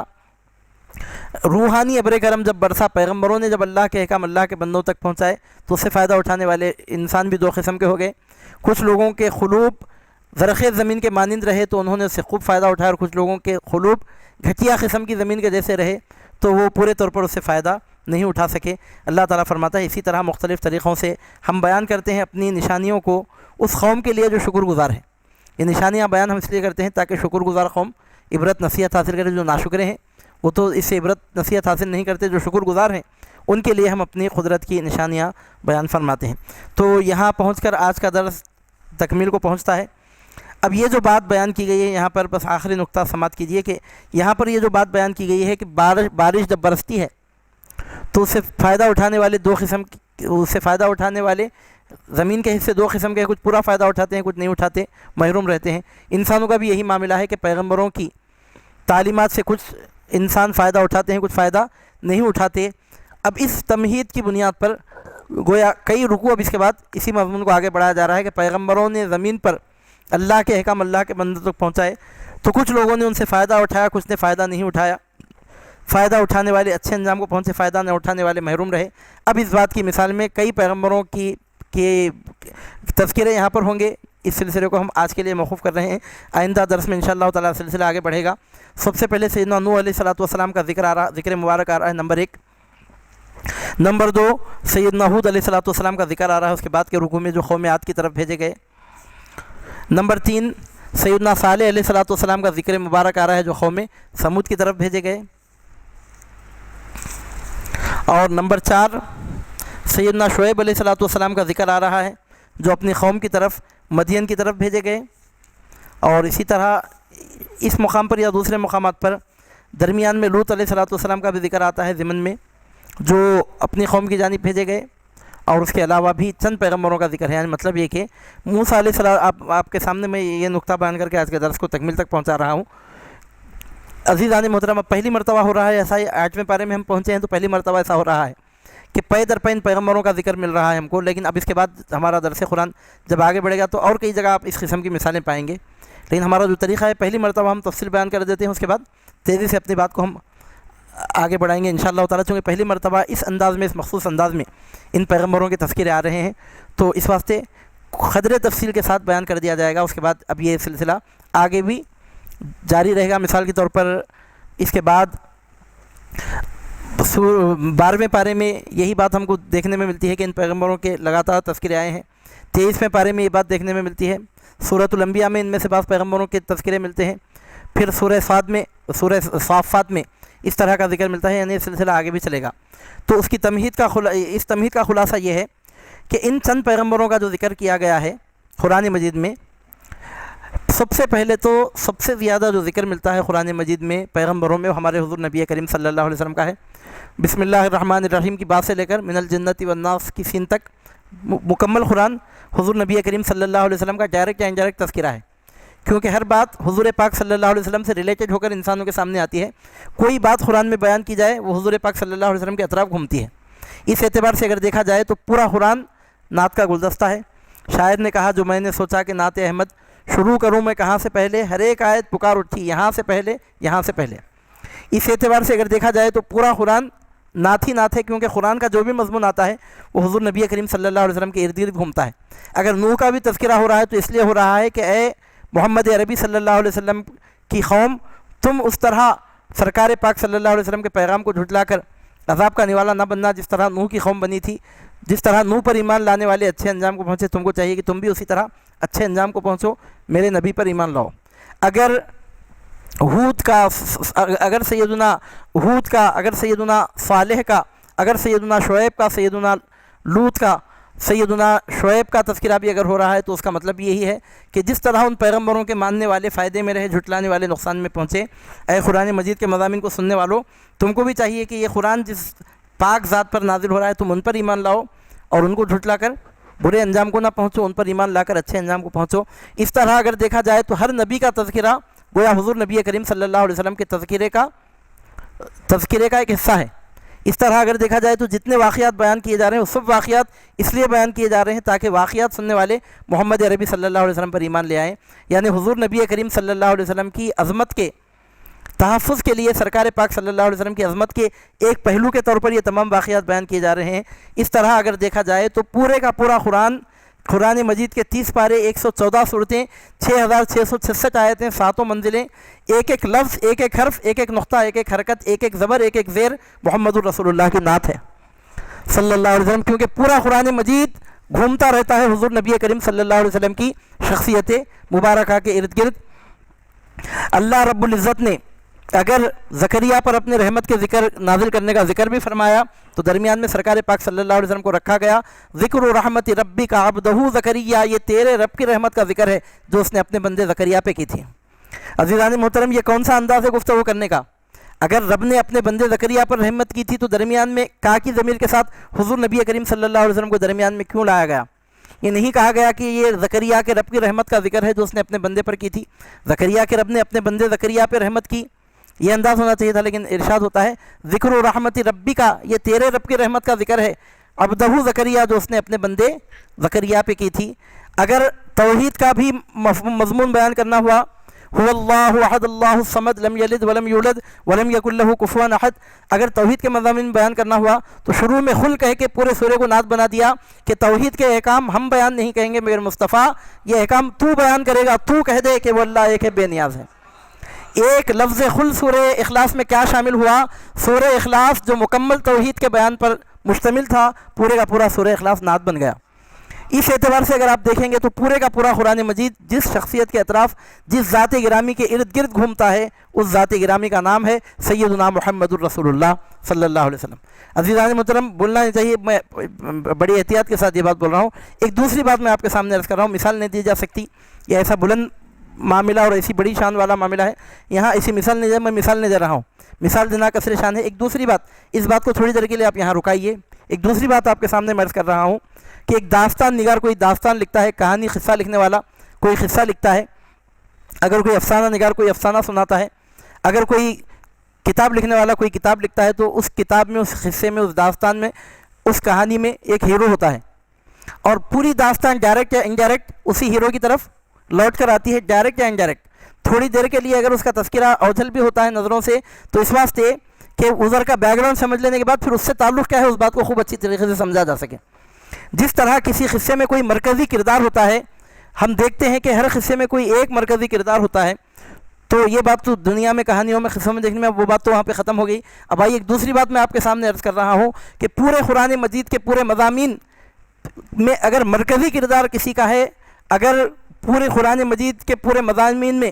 اگر مرکزی اہمیت کے ساتھ اگر کسی کی شخصیت کو فوکس کیا گیا ہے، اجاگر کیا گیا ہے، تو اس شخصیت کا نام ہے سیدنا محمد الرسول اللہ، جس کا نام لیے بغیر مؤذن کی اذان پوری نہیں ہو سکتی، جس کا نام لیے بغیر خطیب کا خطبہ پورا نہیں ہو سکتا، جس کو سلام کیے بغیر 2 رکعت نماز مرتبہ قبولیت کو نہیں پہنچ سکتی، جس کا نام لیے بغیر کافر مومن نہیں بن سکتا۔ پورے کا پورا قرآن مجید اس طرح اگر دیکھا جائے تو یہ حضور نبی کریم صلی اللہ علیہ وسلم کی ذات گرامی کے اطراف گھومتا ہے۔ نوح کا ذکر بھی اگر ہو رہا ہے تو اس لیے ہو رہا ہے کہ نوح پر ایمان لانے والوں کو جس طرح فائدہ پہنچا تھا، اے لوگوں تمہارے درمیان تو نوح سے بڑھ کر عظمت رکھنے والا رسول موجود ہے، تم اس پر ایمان لاؤ گے تو تم کو کتنا بڑا فائدہ پہنچے گا۔ اگر نوح کی قوم کے جھٹلانے کا بھی ذکر ہوا ہے تو مطلب یہ ہے کہ اس نبی کو جھٹلانے والوں کا ایسا برا انجام ہوا، تو یہ تو نوح کے بھی سردار ہیں، اگر تم ان کو جھٹلاؤ گے تو تمہارا کیسا برا انجام ہوگا۔ تو ڈائریکٹ یا انڈائریکٹ اگر ابلیس کا بھی ذکر اگر آیا ہے قرآن مجید میں تو انڈائریکٹ وہ بھی حضور نبی کریم صلی اللہ علیہ وسلم کی عظمت کو شان کو ظاہر کرنے کے لیے ہے کہ جس آدم کی پیشانی میں نور مصطفیٰ چمکا، اس کو سجدہ نہ کرنے والا ایسا دھتکارا گیا، وہ نبی سر سے لے کر پیر تک تمہارے درمیان مکے کی گلیوں میں مسجد نبوی کی ممبر پر تمہارے سامنے موجود ہے، تم نے براہ راست اس کا انکار کیا تو تمہارا کیا برا حال ہوگا۔ اگر فرعون کا بھی ذکر آ رہا ہے تو اس کے پیچھے بھی یہی کانسیپٹ ہے۔ تو فرسٹ پوائنٹ تو یہ ہے کہ قرآن مجید میں سب سے بڑھ کر جس ذات گرامی کا ذکر ہے وہ حضور نبی کریم صلی اللہ علیہ وسلم کی ذات گرامی ہے۔ اگر قرآن مجید کا مرکزی کردار کوئی ہے تو ایک ہی شخصیت ہے، صرف ایک شخصیت، جس کا نام اس کی والدہ نے دادا نے محمد والدہ نے آمینہ رکھا، جس پر قرآن نازل ہوا، جس پر ایمان لائے بغیر کلمے کے تقاضے کی تکمیل نہیں ہو سکتی. تو پورے قرآن مجید میں اس مکمل کتاب کی اگر کوئی مرکزی شخصیت ہے تو اس مکمل کتاب کی مرکزی شخصیت وہ ہے جو اس وقت مدینہ منورہ میں گنبد خضرا کے درمیان جلوہ فرما ہے. قرآن پوری زمین پہ پڑھا جا رہا ہے، جس کے بارے میں پڑھا جا رہا ہے وہ مدینہ منورہ میں سبز گنبد کے سائے میں موجود ہیں. تو قرآن مجید کا مرکزی کردار ہر اعتبار سے سینٹرل تھیم قرآن مجید کا اگر کچھ ہے تو حضور نبی کریم صلی اللہ علیہ وسلم کا تذکرہ ہے. سینٹرل تھیم جس طرح کسی ہسٹوری میں، کسی کتاب میں، کسی داستان میں ہوتا ہے، پورے قرآن مجید کا اگر کوئی سینٹرل تھیم ہے تو حضور نبی کریم صلی اللہ علیہ وسلم کا تذکرہ، ذکر مصطفیٰ ہے. بقیہ جتنی چیزیں ہیں قسم خدا کی سیکنڈری ہیں، ثانوی ہیں، ضمن میں آنے والی ہیں. اصالتاً وہ تمام چیزیں بیان نہیں ہوئی، وہ تمام چیزیں تبعاً بیان ہوئیں، وہ تمام چیزیں ضمن میں بیان ہوئیں. اصل چیز جو قرآن کا مرکز اور قرآن مجید کا جو اصل ٹاپک ہے وہ حضور نبی کریم صلی اللہ علیہ وسلم کا ذکر جمیل ہے. اسی لیے شاعر نے کہا جو میں نے سوچا کہ نعت احمد شروع کروں میں کہاں سے پہلے، ہر ایک آیت پکار اٹھی یہاں سے پہلے. بیان کرنے والا جس آیت کو لے کر بیان کرے گا، قرآن پڑھنے والا جہاں سے قرآن پڑھنا شروع کرے گا وہیں سے مصطفیٰ کی نعت شروع ہو جائے گی. مصطفیٰ کی نعت کو قرآن مجید کی آیتوں میں ڈھونڈنے کی ضرورت نہیں ہے، اس کو انڈیکس بنا کر تلاش کرنے کی ضرورت نہیں ہے. قرآن مجید کا جو سورہ، جو پارہ، جہاں سے قرآن کا جو حصہ تم کھولو گے، جہاں سے تم پڑھنا شروع کر دو گے، قسم خدا کی وہیں سے مصطفیٰ کی نعت شروع ہو جائے گی. کیونکہ پورے قرآن مجید کو اللہ رب العزت نے اپنے حبیب پاک صلی اللہ علیہ وسلم کے ذکر جمیل کا مرقع بنا دیا. خاموش کر رہے تو خدا کی کتاب ہے اور بولنے لگے تو رسالت مآب ہے. اگر خاموش ہو جائے، اس کی تلاوت کی جائے تو اس کو دنیا قرآن کہتی ہے، اگر وہی قرآن سر سے لے کر پیر تک پیکر نورانیت میں جلوہ فرما ہو کر زبان سے بولنے لگ جائے تو اس کو دنیا محمد الرسول اللہ کہتی ہے. عزیزان محترم، قرآن مجید میں سب سے بڑھ کر کس کا تذکرہ ہے؟ تو اللہ رب العزت کا تو ہے، وہ تو خالق کی بات یہاں پر نہیں ہو رہی ہے، مخلوق کی بات ہو رہی ہے. قرآن مجید میں سینٹرل تھیم کیا ہے؟ تو ذکر مصطفیٰ ہے. قرآن مجید کے مرکزی کردار کا نام کیا ہے؟ تو محمد الرسول اللہ ہے. اب ان بے وقوفوں کی عقل پر ماتم کیجئے کہ جو لوگ کسی داستان کو پڑھنا چاہتے ہیں، قصے کو پڑھنا چاہتے ہیں، کسی واقعے کو پڑھنا چاہتے ہیں اور ہیرو سے دامن بچانا چاہتے ہیں، کسی واقعے میں، تو آپ بتائیے کہ اس عقل مند کو وہ تھیم کہاں سے سمجھ میں آئے گا، وہ قصہ کہاں سے سمجھ میں آئے گا، وہ داستان کہاں سے سمجھ میں آئے گی؟ این خیالست و محالست و جنو، خدا کا ذکر کرے ذکر مصطفیٰ نہ کرے، ہمارے منہ میں ہو ایسی زباں خدا نہ کرے. پورے کا پورا قرآن مجید نعت کا گلدستہ ہے. قرآن مجید کو آپ جہاں سے کھول کے جڑ سے پڑھیں گے وہ حضور نبی کریم صلی اللہ علیہ وسلم کی نعت ہی ہوگی. اب اس کے بعد سرکار پاک صلی اللہ علیہ وسلم کے بعد بقیہ پیغمبروں میں اگر دیکھا جائے، 1,24,000 پیغمبروں میں 313 رسولوں میں 1,24,000 پیغمبروں میں 313 رسولوں میں کس کا تذکرہ زیادہ آیا ہے؟ تو یہ بات ہم آپ کے سامنے عرض کرنا چاہ رہے ہیں. اس وقت 26 پیغمبر ایسے ہیں کہ قرآن مجید میں ان کا نام لے کر ان کا ذکر کیا گیا. 26 پیغمبروں کا 1,24,000 کم و بیش پیغمبروں میں سے 26 پیغمبر ایسے ہیں کہ جن کا نام لے کر قرآن مجید میں ذکر کیا گیا. اور ان میں بھی بعض تو ایسے ہیں کہ ایکا دکا مقام پر کہیں سے ان کا نام ایسا آیا، ایک لسٹ میں آ کر چلے گئے ہیں. بعض نام پیغمبروں کی کبھی ایسا بالکل ہلکا پھلکا تذکرہ کسی کا ملتا ہے. چند پیغمبر ایسے ہیں کہ ان کا تذکرہ تفصیل سے ملتا ہے. اور ان پیغمبروں میں سے عبرت دلانے کے لیے بطور خاص جن پیغمبروں کا جگہ جگہ قرآن مجید میں ایک سیریز کے طور پر، ایک تسلسل کے طور پر ذکر ملتا ہے، ان میں ایک ہے نوح علیہ السلام، جن کی قوم طوفان کا شکار ہو کر ہلاک ہوئی، نمبر 1. نمبر 2 ہیں حضرت سیدنا ہود علیہ السلام، جو قوم عاد کی طرف بھیجے گئے تھے. قوم نے ان کو جھٹلایا، جس کا نتیجہ نکلا کہ ایسی تیز ہوا چلی کہ ہوا کا عذاب آیا اور پورے فنا کی گھاٹ پہنچ گئے. قوم ہود کا تذکرہ جس کے پیغمبر کا نام ہے سیدنا عاد علیہ السلام، قوم عاد کا تذکرہ جس کے پیغمبر کا نام ہے سیدنا ہود علیہ السلام، نوح علیہ السلام اور ہود علیہ السلام. نوح علیہ السلام کی قوم طوفان کا عذاب آیا اس پر اور ہلاک ہو گئی، اور سیدنا ہود علیہ السلام کی قوم عاد پر ہوا کا عذاب آیا. نوح کی قوم پر پانی کا عذاب آیا اور ہود کی قوم پر ہوا کا عذاب آیا قوم عاد پر، اور وہ قوم برباد ہوئی. نمبر 3 سیدنا صالح علیہ السلام، جو قوم سمود کی طرف بھیجے گئے تھے. اونٹنی ان کے معجزے کے طور پہ ظاہر ہوئی تھی، جھٹلانے والوں نے جھٹلایا، اونٹنی کی کوٹیں کاٹ ڈالی، پیغمبروں کو جھٹلایا، معجزے کی بے قدری کی تو ان پر عذاب آیا، چیخ کا عذاب آیا. اللہ کے حکم سے جبریل امین علیہ السلام نے ایک چیز ایسی ماری کہ ان کے دل لرزنے لگے، اور ان کی موت واقع ہو گئی. اس کی گھبراہٹ سے، اس کی دہشت سے آواز کا عذاب آیا، ایک گرج کا، ایک کڑک کا آواز آیا اور وہ قوم ہلاک ہو گئی آواز سے. تیسری قوم ہے. اور چوتھی قوم جس کا بطور خاص یہاں پر ذکر آتا ہے اس طرح کی سیریز میں، تو وہ ہے حضرت سیدنا شعیب علیہ السلام کی قوم، جو مدین کی طرف جو نبی بھیجے گئے تھے، سیدنا شعیب علیہ السلام کی قوم. نوح ہود، صالح اور شعیب، اور ان کے درمیان میں ابراہیم علیہ السلام کا اور لوط علیہ السلام کا ذکر مبارک بھی درمیان میں آتا ہے.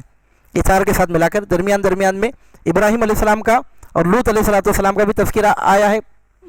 آگے پیچھے مقامات پر. ابراہیم علیہ السلام کا ذکر مبارک ہے، اور ابراہیم علیہ السلام کے ایک بھتیجے حضرت سیدنا لوط علیہ السلام کا ذکر ہے، جن کی قوم ایک بہت بڑی اخلاقی خرابی میں مبتلا تھی، جس کے نتیجے میں عذاب الہی کا نشانہ بن کر ہلاک برباد ہوئی، اس کا ذکر ملتا ہے. اس کے علاوہ اگر دیکھا جائے تو اور چند پیغمبروں کے بھی تذکرے الگ طور پہ ہوئے ہیں. مثال کے طور پر سیدنا یوسف علیہ السلام کا تذکرہ ایک الگ مقام پر، اس طرح تسلسل میں درمیان میں لانے کے بجائے ایک الگ مقام پر ہٹا کر مکمل تدریج کے ساتھ سیدنا یوسف علیہ السلام کا واقعہ بیان ہوا. یوسف علیہ السلام کا واقعہ جس طرح قرآن مجید میں بیان ہوا، پہلے آپ کے خواب کا ذکر، بچپن شریف میں آپ نے خواب دیکھا، پھر آپ کے بچپن کا ذکر، پھر اس کے بعد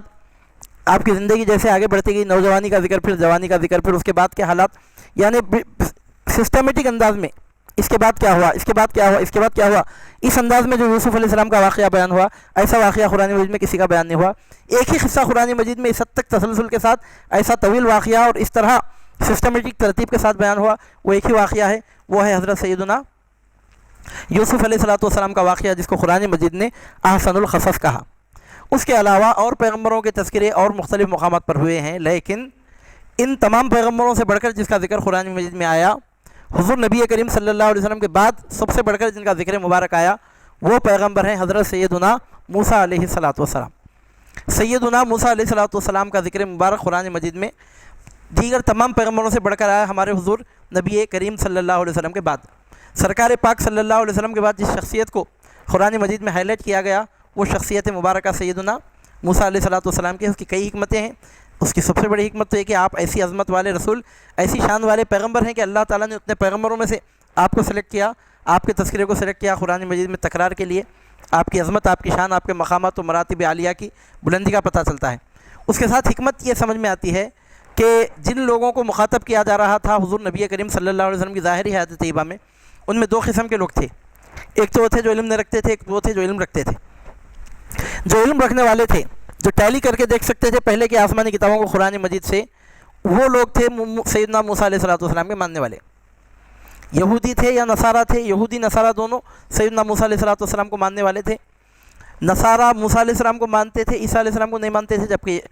موسیٰ علیہ السلام کو یہودی بھی مانتے تھے، نصارہ بھی. تو اس میں ایک حکمت یہ بھی سمجھ میں آتی ہے کہ آسمانی کتابوں کا علم رکھنے والی جو قوم اس وقت موجود تھی، وہ قوم سب سے بڑھ کر جس کو اہمیت دیتی تھی اور جن کے بارے میں پورے مکمل اچھے خاصے معلومات اس قوم کو حاصل تھی، وہ پیغمبر ہیں حضرت سیدنا موسیٰ علیہ السلام. یعنی گزشتہ آسمانی کتابوں سے قرآن مجید کو ٹیلی کر کے حق کے صداقت کے لیے، پہچاننے کے لیے، اگر دیکھنے کے لیے کوئی نام سب سے زیادہ آئیڈیل ہو سکتا تھا، سب سے زیادہ سوٹیبل ہو سکتا تھا، تو وہ نام تھا سیدنا موسیٰ علیہ السلام کا، جن پر توریت شریف کو اللہ رب العزت نے نازل کیا. ان کی شان یہ ہے کہ توریت ان پہ نازل ہوئی، لیکن انجیل بھی ان کے تذکرے سے خالی نہیں ہے. اور ان کی عظمت کا حال یہ ہے کہ قرآن بھی نازل ہوا تو پورے قرآن مجید کو اللہ تعالیٰ نے ان کے تذکرے سے بھر دیا. یہ شان ہے حضرت سیدنا موسیٰ علیہ السلام کی. اب یہ جو تسلسل کے ساتھ قوم نوح، پھر قوم عاد، پھر قوم سمود، پھر قوم مدین میں رہنے والی قوم، اور ساتھ میں ملا کر قوم لوط اور ابراہیم علیہ السلام کے تذکرے جو خاص طور پر ایک سیریز میں جگہ جگہ قرآن مجید میں آئے ہیں چند مقامات پر. اس کی وجہ کیا ہے تو مفسرین بیان یہ کرتے ہیں، اس کی وجہ یہ ہے کہ جس علاقے میں قرآن مجید نازل ہو رہا تھا، اس علاقے کے لوگ ان پیغمبروں کو خوب اچھی طریقے سے پہچانتے تھے، جو مخاطب اول تھے قرآن مجید کے. اب مخاطب اول مطلب جو ڈائریکٹ مخاطب تھے، انڈائریکٹ تو پوری انسانیت مخاطب ہے، وہ آج ہی عقل تو قرآن مجید نے پوری انسانیت کو مخاطب کیا، لیکن جو اس کے مخاطب اول تھے، جو اس کے ڈائریکٹ جو مخاطب تھے، دا فرسٹ از فرسٹ، جو سب سے پہلے مخاطب تھے، ان کا لحاظ رکھا گیا اور ایسے پیغمبروں کی تذکیر کیے گئے جن کو خوب اچھی طریقے سے پہچانتے تھے. یعنی حضرت سیدنا نوح علیہ السلام سے اچھی طریقے سے واقف تھے. طوفان نوح کی تباہ کاریاں اور ایمان والوں کا ہدایت پانا ان کو معلوم تھا. اور اس طرح قوم سیدنا ہود علیہ السلام اور قوم سیدنا سمود علیہ السلام کا تذکرہ کرنے کی وجہ یہ مفسرین یہ بیان کرتے ہیں حکمت کہ مکے اور مدینے کے اور اطراف و جوانب کے لوگ ان کو خوب اچھی طریقے سے پہچانتے تھے. ان کے قافلے ان مقامات سے گزرتے تھے جن مقامات پر ان پیغمبروں کی قوموں پر عذاب آیا تھا. ان مقامات کو وہ لوگ دیکھا کرتے تھے اپنے سفر کے دوران. یعنی ان کی دیکھی ہوئی چیزیں تھیں، وہ مقامات ان کے مشاہدے میں آ چکے تھے. سنی ہوئی چیز دیکھی ہوئی چیز کی طرح نہیں ہوتی. چونکہ وہ لوگ ویل اویئر تھے ان پیغمبروں کے بارے میں، تو بطور خاص ان پیغمبروں کے تذکرے ہوئے. تو اللہ کا نام لے کر اب یہاں تو ہم آج کے درس کو موقوف کر رہے ہیں. اب آئندہ درس سے انشاءاللہ تعالی اس سلسلے کو ہم آگے بڑھائیں گے. پہلے حضرت سیدنا نوح علیہ السلام کا، پھر حضرت سیدنا ہود علیہ السلام کا، پھر سیدنا صالح علیہ السلام کا، پھر سیدنا شعیب علیہ السلام کا تذکرہ ہوگا، پھر آگے یا پیچھے ابراہیم علیہ السلام کا اور سیدنا لوط علیہ السلام کے بھی تذکرے ہوں گے. یوسف علیہ السلام کا تذکرہ تو اپنے مقام پر ہوگا سورہ یوسف میں، اور ان کے علاوہ موسیٰ علیہ السلام کا تذکرہ تو جب سے درس قرآن شروع ہوا ہے تذکرہ شروع ہو چکا ہے. بسم اللہ الرحمن الرحیم، الف لام میم ذالک الکتاب لا ریب فیہ ھدی للمتقین پڑھ کر سورہ بقرہ شروع ہوا. اس کے چند رکوع ابھی تکمیل کو نہیں پہنچے تھے کہ قوم بنی اسرائیل کے حالات، سیدنا موسیٰ علیہ السلام کے حالات بیان ہونے شروع ہو گئے. اور اللہ تعالیٰ کو اگر منظور رہا درس قرآن اگر تکمیل کو پہنچے گا تو تکمیل تک برابر ان کا ذکر مبارک آتا ہی رہے گا. تو اب یہاں پر جن پیغمبروں کے حالات آ رہے ہیں، پہلی مرتبہ چونکہ حالات آ رہے ہیں تو ہم قدر تفصیل سے کام لیں گے پہلی مرتبہ، پھر اس کے بعد انشاءاللہ تعالیٰ تیزی کے ساتھ یہ سلسلہ آگے بڑھے گا. درس قرآن کی خصوصیت یہ ہوتی ہے کہ چونکہ پہلی مرتبہ یہ مضامین آتے جا رہے ہیں، اب 8.5 پارے ہو چکے ہیں، 8واں پارہ ختم ہونے کے قریب ہے، اب 1/3 حصہ قرآن مجید کا تکمیل کو پہنچنے کے قریب ہے.